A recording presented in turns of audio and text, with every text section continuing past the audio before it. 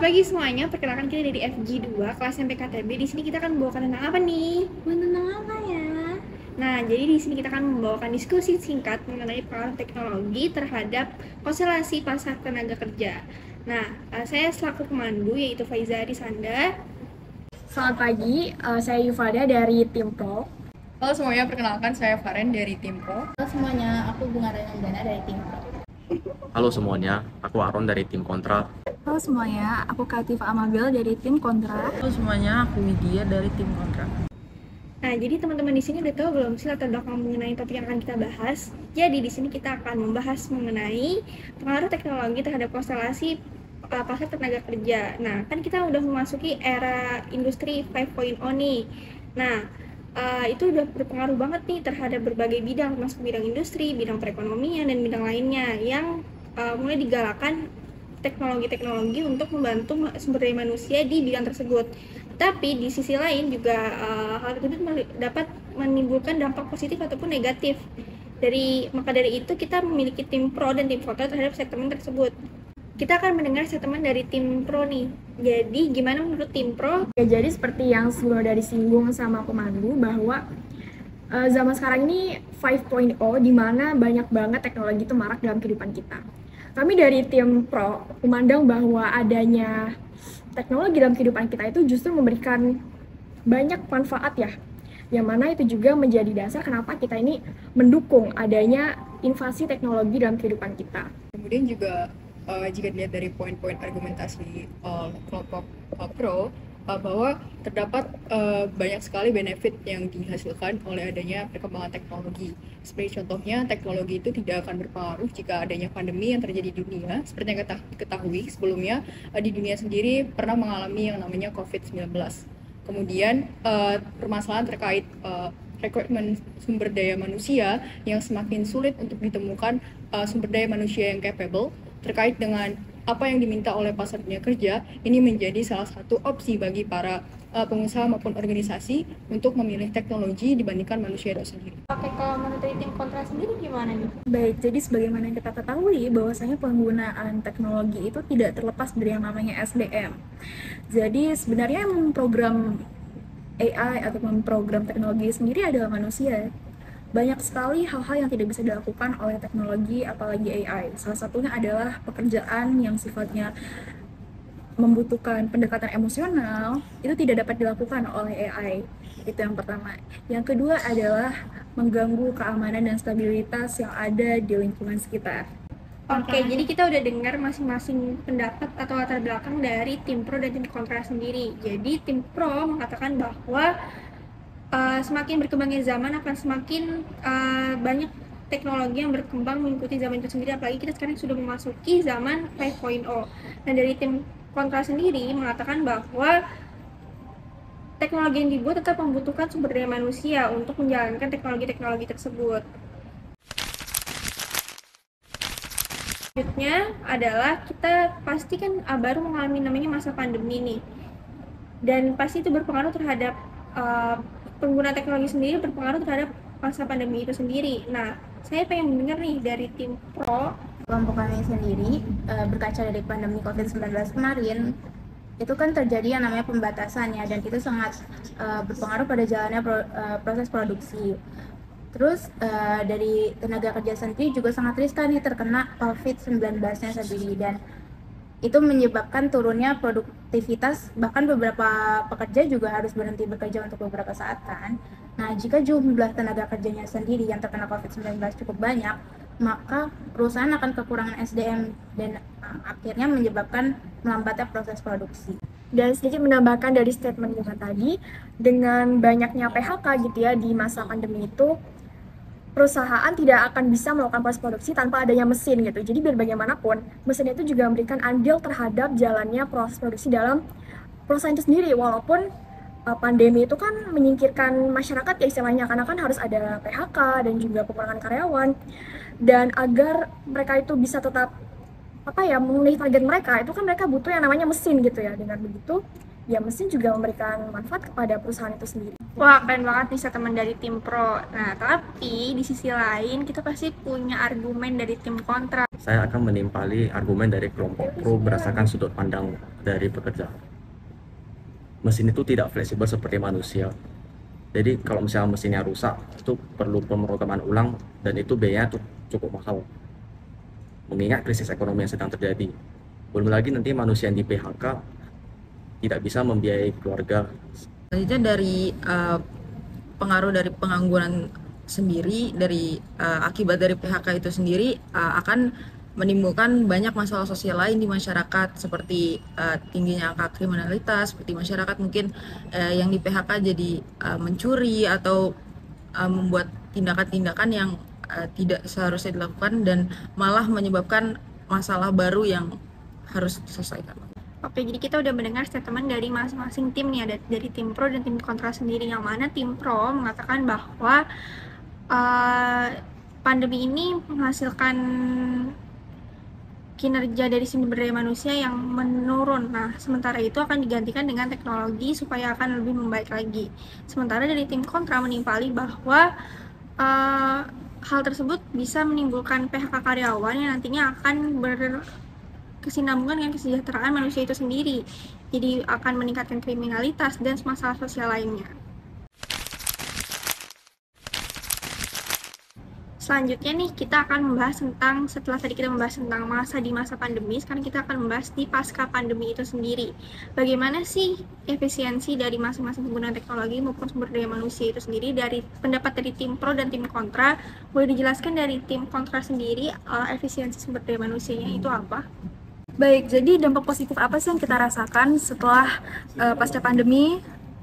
Penggunaan SDM sendiri, yang pertama yang kita rasakan adalah dengan penggunaan SDM sendiri, manusia bisa lebih kreatif ketimbang dari AI itu sendiri. Dimana yang kita tahu bahwasannya teknologi atau juga AI itu diprogram dari manusia itu sendiri, sehingga bila ada terjadi sesuatu yang sifatnya tidak fleksibel, tidak dapat dilakukan oleh AI. Yang kedua adalah dari sisi keamanan sendiri. Bisa kita lihat dari sisi keamanan bahwasanya zaman sekarang terdapat banyak hacker dan juga terdapat banyak peretasan yang menggunakan yang bisa kita lihat adalah cookie, ya, seperti mana yang kita tahu, sehingga diperlukan penjagaan yang lebih ekstra. Yang ketiga adalah dengan adanya AI sendiri bisa meningkatkan angka pengangguran dan kriminalitas. Tentunya ini sangat mengganggu kestabilitasan dari sektor ekonomi maupun sektor sosial itu sendiri pada masyarakat. Yang keempat, banyak sekali pekerjaan yang tidak dapat digantikan oleh AI atau teknologi itu sendiri.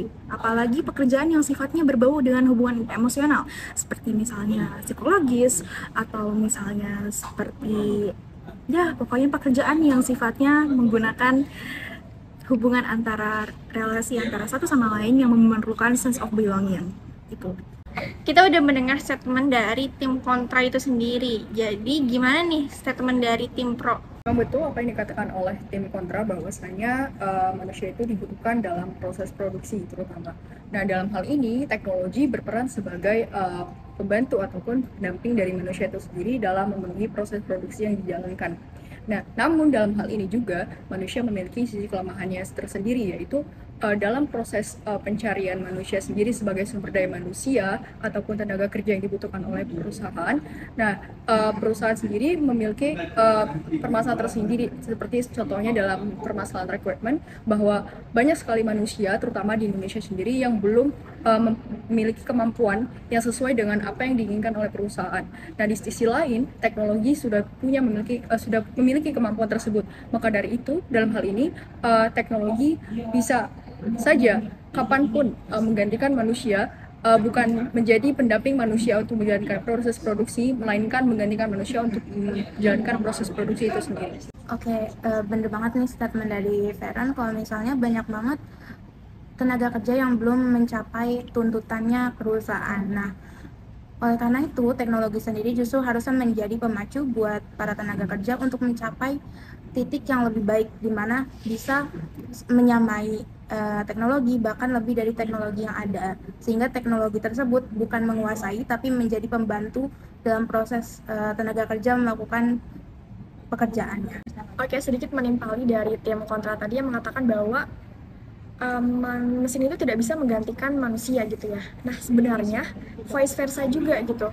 Manusia tidak bisa menggantikan mesin karena ada masanya di mana ketika perusahaan itu ada banyak permintaan gitu ya, ada banyak demand yang mana juga harus diselesaikan dalam waktu yang singkat. Nah, mesin itu bisa memenuhi itu semua dalam waktu yang singkat gitu. Berbeda dengan manusia yang menyelesaikan dengan cara konvensional gitu. Nah, kalau misal kita bertumpu gitu ya pada kemampuan manusia, ya maka efektivitas dan juga permintaan dari perusahaan itu akan sulit untuk terpenuhi. Oke, jadi kita sama-sama udah mendengar statement dari tim pro dan tim kontra itu sendiri nih. Nah, dari tim kontra mengatakan bahwa manusia itu tidak dapat digantikan oleh apapun, termasuk teknologi itu sendiri, karena dari sisi psikologisnya teknologi tidak memiliki sense of human being itu sendiri. Nah, terus tim pro menimpali bahwa seharusnya manusia itu bisa menjadikan teknologi sebagai acuan untuk lebih bisa bekerja lebih giat lagi, karena pada nyatanya di lapangan kerja sekarang ini adalah efisiensi dari manusia itu sendiri tidak setara dengan efisiensi yang diberikan oleh teknologi. Oke, masuk ke segmen selanjutnya nih. Jadi di sini kita akan melakukan penyampaian argumentasi secara bebas atau secara lepas yang nanti akan ditimpali oleh masing-masing tim, baik dari tim pro atau maupun dari tim kontra sendiri.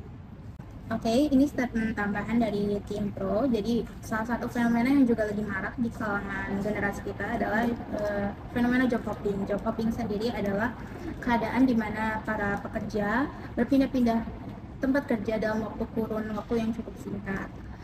Dan hal ini terbukti dari survei yang diadakan oleh Deloitte dan Jobfight.com yang menunjukkan bahwa generasi Z dan generasi milenial sering sekali berpindah tempat kerja dalam waktu kurang dari 3 tahun. Bahkan dalam waktu 1 tahun saja sudah bisa sampai 2 bahkan 3 kali berpindah tempat kerja. Nah, hal tersebut sangat berpengaruh pada kestabilan perusahaan. Apalagi jika hal tersebut terjadi pada posisi-posisi yang memerlukan keahlian khusus seperti posisi IT. Baik, untuk menimpali dari kelompok pro sendiri, setelah yang saya baca dan teman-teman saya baca, rendahnya engagement dengan perusahaan. Baik, jadi hanya 29% dari generasi milenial yang engage dengan perusahaannya. Seharusnya perusahaan sendiri, menurut pendapat saya, memberikan lingkungan kerja yang lebih baik dengan merangkul para pekerja baru supaya mereka memiliki loyalitas yang sepadan. Mereka bisa berkembang lebih lagi di perusahaan itu, dan seharusnya untuk perusahaan sendiri memberikan pengakuan terhadap kinerjanya dan selalu memberikan motivasi lebih agar para pekerja memiliki loyalitas yang tinggi. Itu perusahaan juga harus memperhatikan kesejahteraan pekerjanya, seperti memberikan gaji dan bonus kepada pekerja yang telah bekerja keras. Di sisi lain, kenyamanan lingkungan kerja juga harus lebih diperhatikan oleh perusahaan kepada karyawannya. Jadi sehingga karyawan itu mendapat kenyamanan dan memiliki rasa loyalitas yang tinggi untuk perusahaan.